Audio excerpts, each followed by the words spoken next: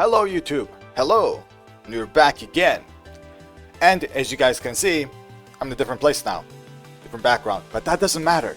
Today, we're gonna be talking about what makes Tekken fun or special, whatever you wanna call it. What makes Tekken as fun or as special as it is. And not Tekken 8, I'm talking about Tekken in general. And this is gonna be more of a subjective video for myself as well, so my own opinion. So yeah, let's start. So one thing I wanted to mention, this very important in my opinion, is that one thing that's very important in Tekken, and this is the main reason I started playing this game, seriously, was because of the movement of the game. So by movement, I mean all kinds of movement, right? For example, forward dashing with weight dashing, something like that. Back dashing like this, or sidestepping like that, or the other way, it doesn't matter. It doesn't really matter. But the main thing about the game that appealed to me personally the most was the movement of it and how much utility it had. Now this is one of the things for me that was very important when I first started and I wanted to get good at. And this didn't matter what character you played, movement was always very important. Backwards, sidesteps, even forward movement, very important. And even if you weren't playing a Mishima, you could do dashes like, let me just control Dragon for a second there. If you didn't have a wave dash, you could do something like this as well, right? Forward dashing, something like that. And dash blocking, something like this. All of this was always very important. It was very cool to see when I was first started in Tekken 7. As I said, this is one of the main reasons I actually started playing this game seriously. But also, this is a very big thing that is not as important in Tekken 8 specifically. The main reason why Tekken 8, for me anyway, is not as appealing as, for example, Tekken 7 is because how much they reduced the utility and usage of movement. Because movement used to be very strong, not only because you had a good backdash, let's say, but you could actually use movement in various ways.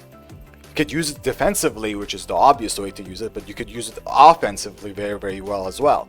For example, you could forward dash with a character, like do something like this, dash block, dash block, dash block, dash block to bait something out, because usually in Tekken 7 anyway, you didn't have a lot of god buttons. Some characters did, but didn't have a lot of god buttons that you could just use no matter what and get out of the situation and still retain some pressure.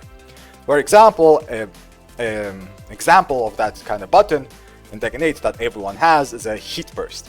A heat burst is a very easy to access, very easy to do god button. There's also a power crush that will stop any kind of offensive pressure, and it will keep you in plus if they block it, while also tracking really well depending on your character.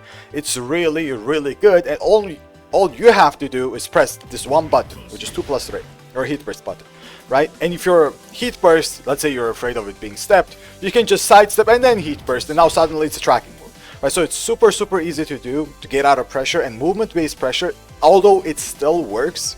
For example, dash like this or wave dash like this, force them to press a button and time it with an electric. This kind of stuff still works because it's still Tekken at the end of the day, but it's gonna be way harder to actually make this work, and it's less worth doing as well, especially if you play a character that doesn't need to do it with like amazing buttons. Let's say if you have amazing buttons on your character, you don't really need to use movement to pressure your opponent. You don't need to do that. You have such amazing buttons. Why would you ever use movement? It's the same with Tekken 8 cast in general, right? I mean, I already explained it, but most of the cast has this kind of buttons. Most of it, like Mishimas, can still do this because of the wave dash pressure, because they're just pressuring a hell sweep and electric most of the time. They can still do it, but as I said, it's usually not worth it. Usually it's very risky, and it's iffy, right? It's definitely iffy. Okay.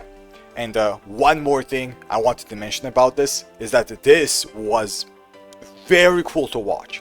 One of the main reasons I really like not just playing and taking the game seriously in Tekken 7, but was that I really liked watching it, right? It was really cool to watch whenever something like this happened. Whenever a pro player, let's say, showcased how good their movement was when it comes to forward dashing, back dashing, or sidestepping and then punishing, this was the most impressive thing I could see in Tekken 7. There's a lot of other things as well, but this was one of the main things for me specifically that's basically lost in Tekken 8. And I want to show you guys an example of this.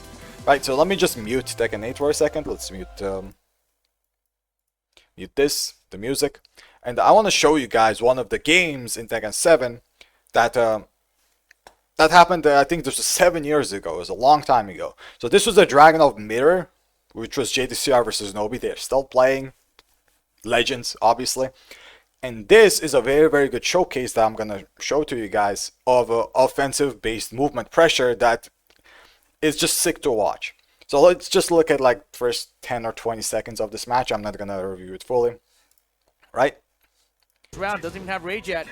Got him with the up forward 4, steps on it. Leaves him out of range. All running too. That could be helpful. Throw break. We'll see.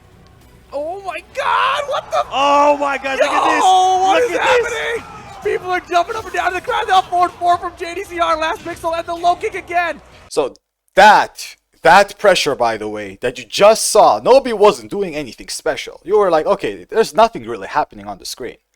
Right? But the reason the commentators were going crazy, and if you guys heard it, the crowd is also going crazy, was because they understood what that meant. That little action is, it's so cool to watch, and it has such many implications and mind games behind it. In a game like Tekken 7, in a game like Tekken in general, is supposed to be something like this, right? This is supposed to be very cool to watch, very sick to do, one, and it also has utility behind it because both of you, not both of you, but the defender should be afraid of pressing a button because buttons should have weaknesses. And the weakness sometimes is getting countered out of it, one. Two, getting sidestepped. Let's say Nobody's just going to sidestep randomly in one of those movements. He can't really check him anymore, right? So both of them, well, not both, I said both again. The defender is afraid to actually press a button there, right? He's kind of afraid. So he doesn't want to. So both of you are, one is backdashing, one is forward dashing, and you just continue doing that. And you just create a very cool situation, but also a lot of pressure in the defender's head without even doing anything. Now let me go back to the music. There we go. So in Tekken 8, as I already explained, it is something that you can still do. Definitely it is a thing, and we've seen it happen. It's not like it never happens, but it's way more rare. Way more rare. And something like this, let's say this kind of pressure, is very rare to see. You guys can maybe imagine one or two situations when this happened. I think Ulsan was the one usually doing it with Dragunov, with just forward dashing like this and trying to bait something out. Mostly it was Ulsan, and there was no other example that I can even think of in Tekken 8's lifespan, which is like 2 years now. Right? I can't really think of anything else. But in Tekken 7, this was actually the example I showed. It was more often. It happened more often, basically. But not only just that, but all kinds of situations when it comes to movement happened as well. Sometimes people are just standing in their face and not doing anything, which basically is the same kind of pressure without the forward dashing. Right? And this is what you would call movement-based pressure. So this was the thing I wanted to talk about. Movement was always very important in this game, in Tekken in general. From what I know, even though I started in Tekken 7, in 7 it was very important. And from what I know, even before it was very important. But Tekken 8 kinda dumped it down. Not only did they dump it down by, you know, making things easier, like this backdash is easier or whatever, right? Doesn't really matter. But they made the buttons so strong that they kinda ruined the most important aspect of Tekken, at least for me, which was the movement, the utility of movement, the pressure it gave, the defensive utility it had when it comes to making the offender, not offender, but the defender to check you because of something like this, right? And sidesteps, they're too afraid to check you. And the offender is also going to be too afraid to actually press against you if you use movement well, like backdash really well, sidestep really well.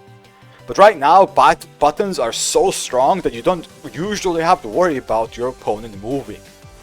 Even if they move well and they're really good at it, like really good at it, you don't really have to worry about it too much. Most of the time. Like when you pop heat, usually that's not something you worry about. You just press buttons, and if you get countered out of it or get pressed out of it, that's the most thing you have to worry about.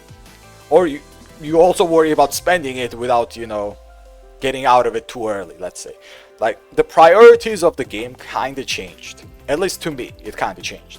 Right? And it would be a very, very good thing, in my opinion, if they kind of made the thing again. So movement actually felt good. Not only felt good, but also you had more usage, basically. And it actually worked. Like, please. Like, I don't want Heat Burst tracking me. I don't want Heat Smash distracting me. I want my punishment to actually work. I want movement to look cool and then be actually useful. Movement is still cool. It is. But it's just less useful. That's why you don't see it as much. But, yeah. YouTube, this was a little bit of a short of a rant today. I don't know. So, everyone, thanks for watching. Again, thanks for watching. And I'll see everyone in the next one. Till then.